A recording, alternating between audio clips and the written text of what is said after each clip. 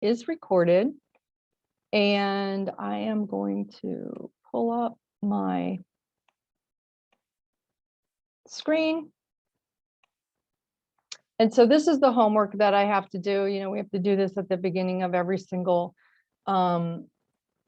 presentation. This is the Insider Power Hour. Today is August 3rd, right? Yeah, I'm like lost in the day.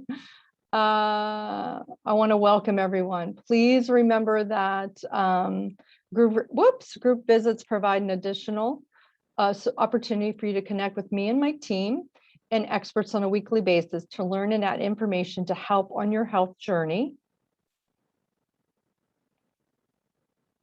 And the form is either an educational presentation in the first 30 minutes. We can also do lab reviews, guest lectures, but everything is being placed in the solutions library, which should be live. You should be getting an email if you haven't got it already about how to access the solutions library. So if you miss this part, you can always access it later.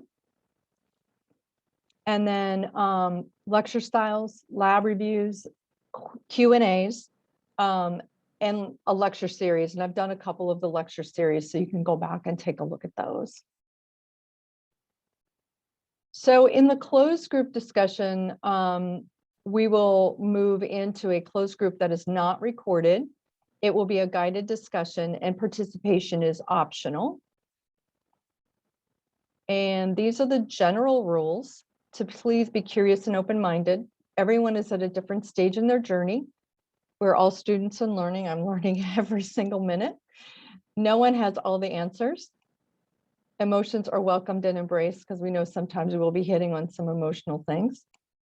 And then please don't think of terms in black and white, but in shades of gray.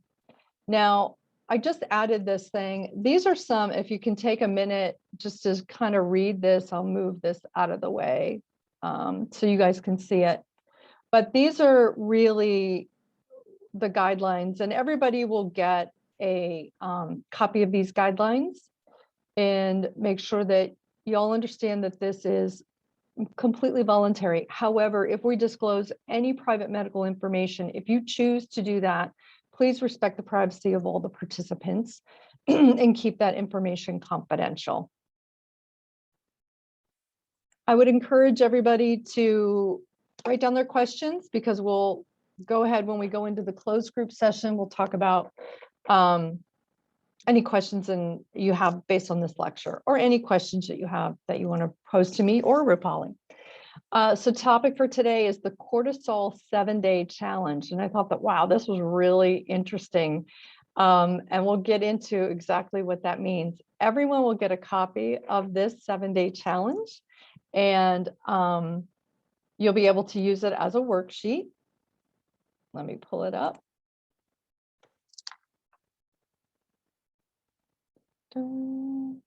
Gotta find it. Where'd it go? There it is.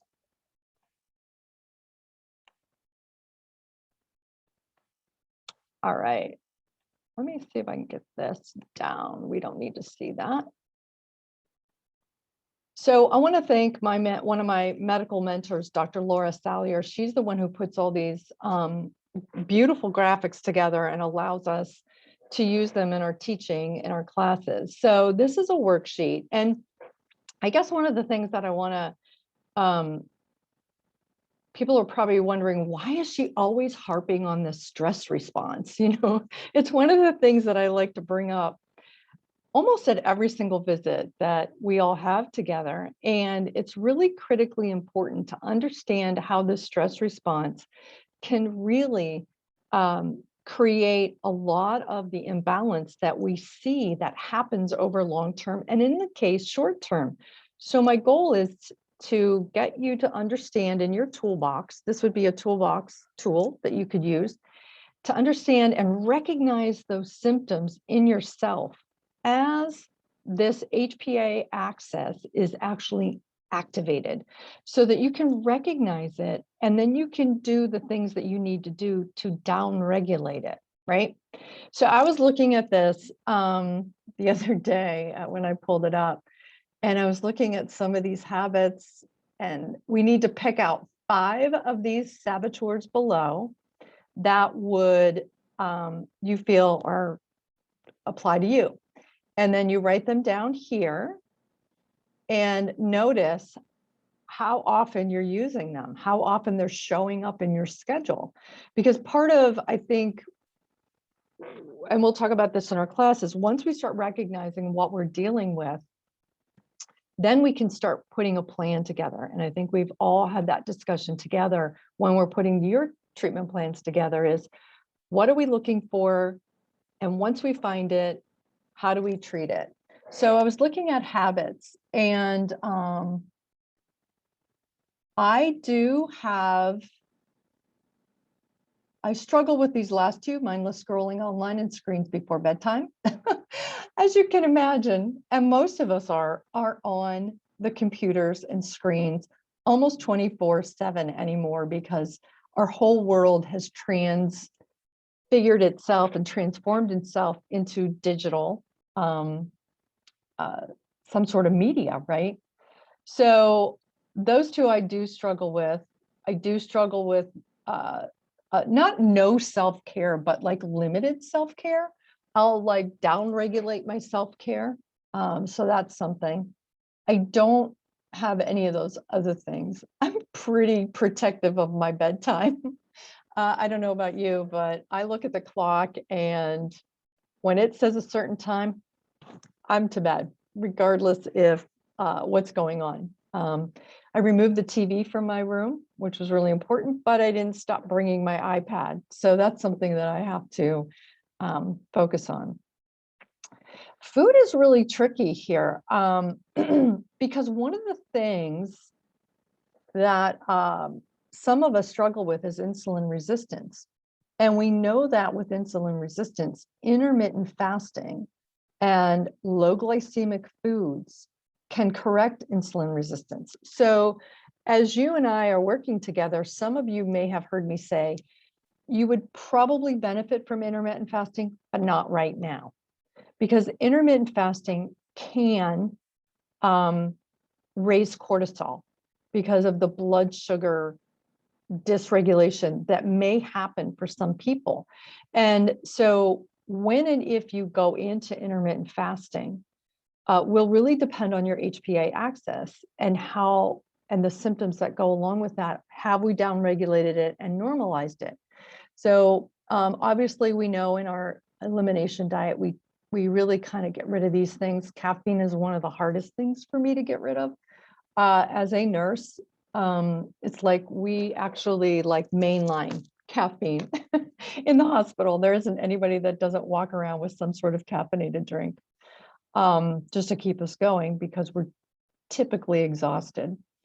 Intermittent fasting and limiting eating before bed kind of go hand in hand. But again, when we look at blood sugar and insomnia, we're looking at whether or not our blood sugar is steady throughout the night, because some people will wake up because of a hypoglycemic situation in the middle of the night. So sometimes we need to incorporate a very therapeutic snack.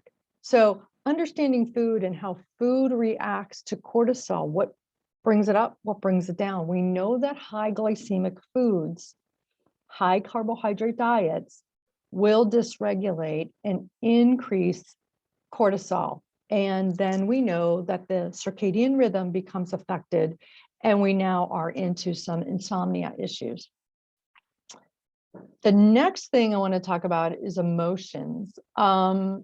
Emotions are pretty tricky too, because it's often the last thing I think that people want to investigate, or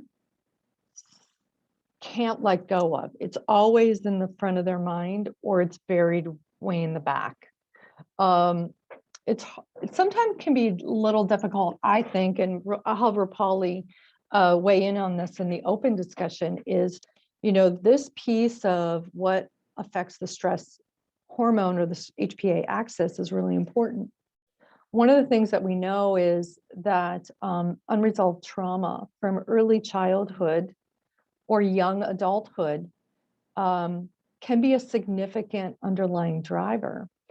And putting a piece together in your toolbox on how to address this is really important.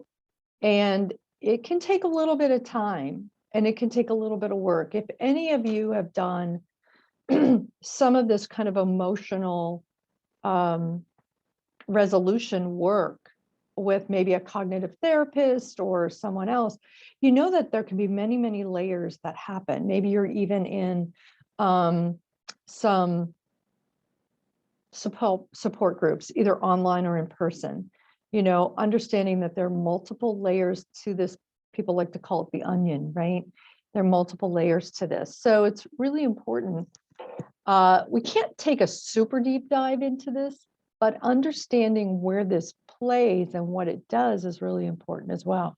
So what I want to bring up now is, this is a sample report of the stress response. And all of you have had at some point stress response evaluation, whether it was with ZRT, which is this company, or Dutch, or Genova, or any of those companies.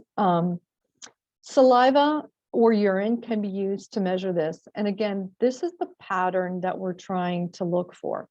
And when we see very, very high patterns or very, very low patterns, we have to start asking the question, what happened during that time that may have contributed to the incredibly high or incredibly low cortisol level? So understanding what those previous cortisol sabotage elements are, so that we can start to pinpoint what's affecting the cortisol level, can give us a very clear plan and treatment plan to normalize this again. And of course, we do use some supplements, and I am going to talk about one of my favorite supplements at the end. And I'm going to start doing maybe my favorite supplement series, so that there's so many supplements out there and so many things that claim to make certain changes to your symptomology or even your health. So understanding where to resource supplements is important. That's why I'm here. That's why Rupali and Abby, who is going to be our clinical nutritionist, she's on board, can really help guide you on what's appropriate and isn't appropriate. But there are certain herbs, like I'm going to talk about ashwagandha, to help stabilize and reset this pattern, as well as licorice root. A lot of you have used licorice root. So there's a certain kind of supplement toolbox that we use. But we know, if you look back here, gosh, all of these things are lifestyle changes. Not one single solitary supplement is listed here, right? As far as what could be a problem, how do we fix it? So interestingly enough, we can incorporate a lot of lifestyle. So this will be fun. And people who are here in the group, I will send this all to you. We can track it in your next visit. We'll talk about it, or we can even talk about it at the next group visit next week, which I think will be great, because you'll have just about a week to do this. So we'll bring this back next week and we'll talk about it. I'll do it too. All right, let's stop the screen share just for a second. And I just wanted to get into, this is what I wanted. So many open tabs. Love the computer, but sometimes it can be confusing. So one of the things I think that everyone struggles with, I struggle with it, and that's why I'm bringing it up. This is the actual fight or flight pathway, right? And in our discovery visit, this video, I talk about the HPA axis and what happens, and then the metabolic effects. So what we're going to talk about are the metabolic effects. In other words, how does the body respond? So where we're in the red zone or the sympathetic, right, we are getting ready for a danger, a perceived danger, and again, remember that the brain is calling all the shots here. It detects a stressor. And we could talk about what stressors are, but I think y'all understand what I mean by a stressor. It can be a hidden gut infection. It can be an emotional situation. Any one of those cortisol sabotage elements that happen and cause this response to be stuck and never reset, never downregulate, so that it goes into the rest and relaxation or rest and repair state. So if you look at this, we dilate our pupils. We have very little saliva production. We have an accelerated heart rate. We're trying to expand the lungs and get more oxygen in. We are releasing a lot of adrenaline. That's what this is, adrenaline and norepinephrine.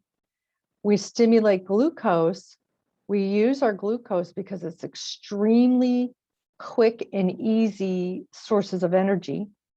And we need quick sources of energy in order to sustain this particular response.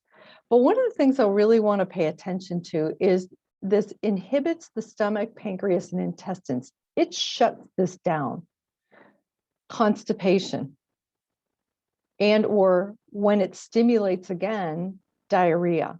So you can toggle back and forth. We know that the gut is incredibly susceptible to the long-term effects of this particular response to stress. So understanding the vagal nerve, understanding this whole response, understanding how to recognize these symptoms so that you can immediately do what you need to do to downregulate this and help to normalize and balance this. This is not a bad response. This is a necessary response. It creates a problem and imbalance when it never stops. So that's why I bring it up almost every single visit. This is why I'm always looking at it. That's why I always want you to look at it. And why every piece of our treatment plan has a plan to send a message of calm to the brain. I hope that makes some sense. So one of the supplements, and I'll send you guys this link as well. There's plenty. This is from the Cleveland Clinic. And as you know, the Cleveland Clinic has a functional medicine. Sorry, Google, you're driving me nuts. Has a functional medicine clinic run by the Institute for Functional Medicine in it. So ashwagandha is an ancient Ayurvedic herb, and it's called other names as well, like Indian ginseng, but it's really very helpful when we are trying to kind of improve and reduce the effects of a sustained stress response.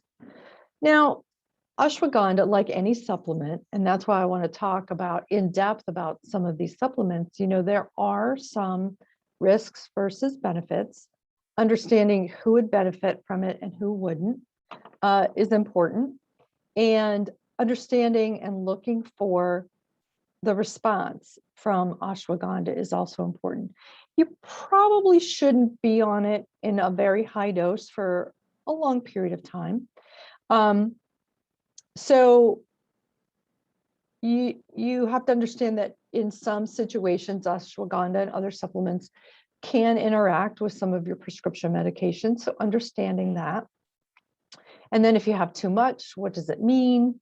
Can cause more problems if you don't. But it does help with leveling out the cortisol levels in your body. So this is a great little resource. I'll make sure all of you get a link and a copy to it. And some of you may have been on ashwagandha. And as you know me, I like the supplements that are twofers, right?